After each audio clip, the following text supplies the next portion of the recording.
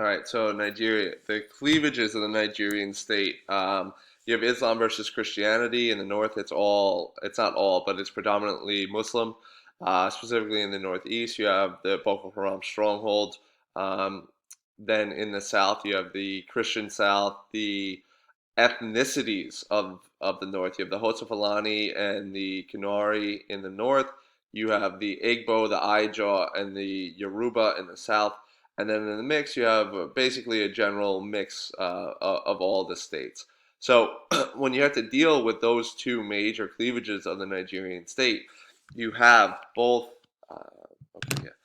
You have both Sharia law in the north, and you could commit a crime in the north that's against Sharia law, but in the south it's not a crime, and you could be adjudicated by northern laws, even though you could be a southern Nigerian. So it kind of goes a little bit kooky, depending upon where you are in terms of the law and the way that the law is adjudicated. In some instances, you can have a military tribunal, and for the most part, these guys have no idea about the laws of Nigeria. They're military members. There could be five, seven, could be three officers, could not even be officers, and they might have zero control or zero understanding of the Nigerian law.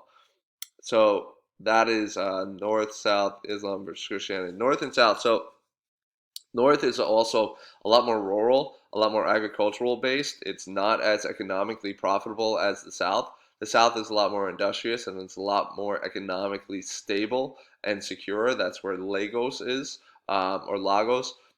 It is a much more developed infrastructure in the South than in the North, and it is a lot less tribalism, sort of. Tribalism as a whole dictates throughout the entire Nigerian state. You have all the different ethnicities in the Nigerian PowerPoint. So it's a very, very, depending upon where you are, but in the South, it is typically economically focused, and if you can better your economic means, that's where you would try to go.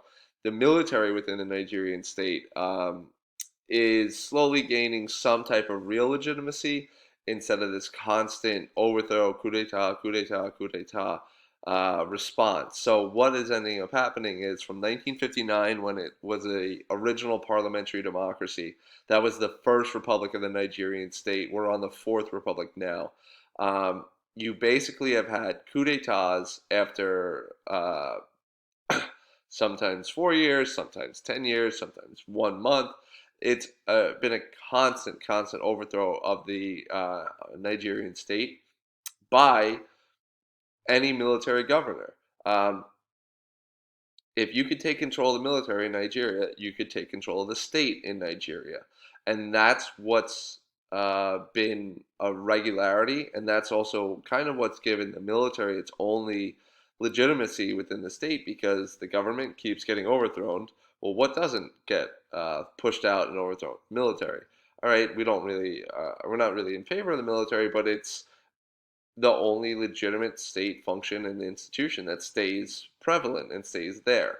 So now what the governors or the presidents have been doing, Muhammadu Buhari, Goodluck Jonathan started this in 2003, is they have been rotating the top military generals around every 6 months to ensure that they do not have a power base being built up within the specific appointment wherever they are. So that keeps them moving around and they never have that ability to really um, indoctrinate themselves into the populace, make them love the populace, and the populace love them, and then have a insightful uprising from there.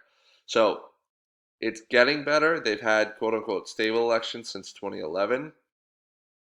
Uh, the extent that they're stable and fair and free, that's up for debate as it slowly and slowly gets better each time. Um, they've had something like 22 or 25 coups d'etats. Muhammadu Buhari, the current president, overthrew the government in the late 70s and created a military governorship or military dictatorship, and then he himself was overthrown. Olusegun Obasanjo did the same thing. He was one of the first presidents to serve 2 terms. Um, some of you will see Mr. Menzer there. Uh, so it's a constant um, overthrow and continual basis. Then you have the legitimacy of the Nigerian state. and Nigerian military in general. Nigeria is getting better. They're an export-oriented economy. They focus on oil. They focus on the minerals that are used in all of our electronics: tungsten, cobalt, all those other science terms. Um, and then they also have to deal with Boko Haram in the Northeast. Boko Haram in the Northeast has gotten a really strong over the northeast part of the Nigerian state. That's required a joint African coalition of Chad, Niger, Nigeria, um, to come in and try to combat Boko Haram. So then you have the presidential powers. Muhammadu Buhari, very similar to the American system. So, very similar to the presidential system. Term limits, 4 years, 2 terms. The first president to do that most recently was Obasanjo, and he stepped down peacefully. Muhammadu Buhari is in his second term.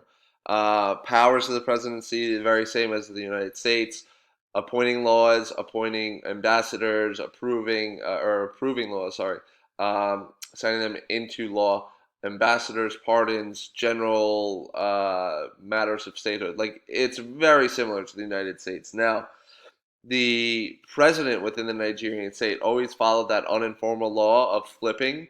Muhammadu Buhari has continued that. Goodluck Jonathan was the first president to change that, where first you'd have a northern president, then you'd have a southern president, and then that's changed with Goodluck Jonathan.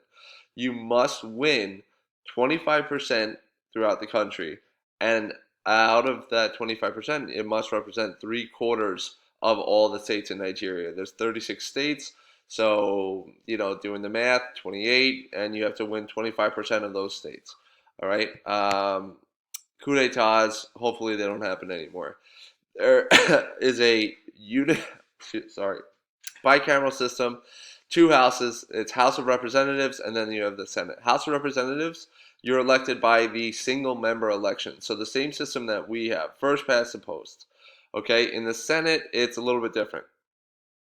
You have plurality and single member. So you can get elected individually, and then you can also get elected by representing your party, just like in the United Kingdom.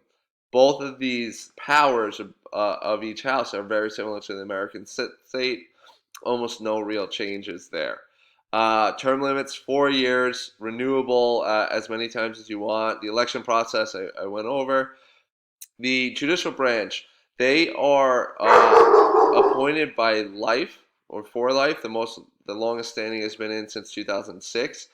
Their job is very tricky because, for the most part, Nigerians have very little faith in the government and very little faith within the judicial and legislative and executive branches as a whole.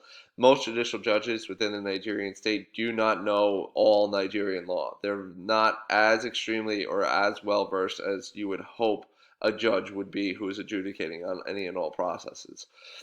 They're slowly getting better. Buhari has been pushing for a revitalization or a strengthening of the judicial branches to allow for judicial review within the Nigerian state to truly exist, and to stop these military quasi-tribunals, which are just ruling on court cases without any real idea or any real push. So it's slowly getting better, you hope, but it's still a problem overall. Then you have the state is basically a mimic of British common law. Very simple. There's nothing major. There is a law in the books that you're not allowed to be homosexual within the Nigerian state. So there are still some laws that are kind of individualistic to those countries. And like I said at the beginning, prebendalism is basically tribalism. You're going to help your tribe.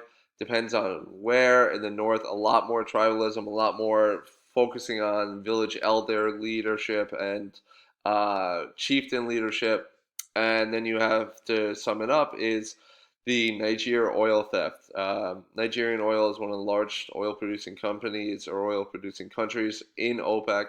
BP, a couple of other major countries have gone in and basically robbed the country blind without giving a lot of money back to the people, and then that is state corporatism. So I'm going to give out political favors to countries or governments or companies and then I in turn will receive massive, massive kickbacks.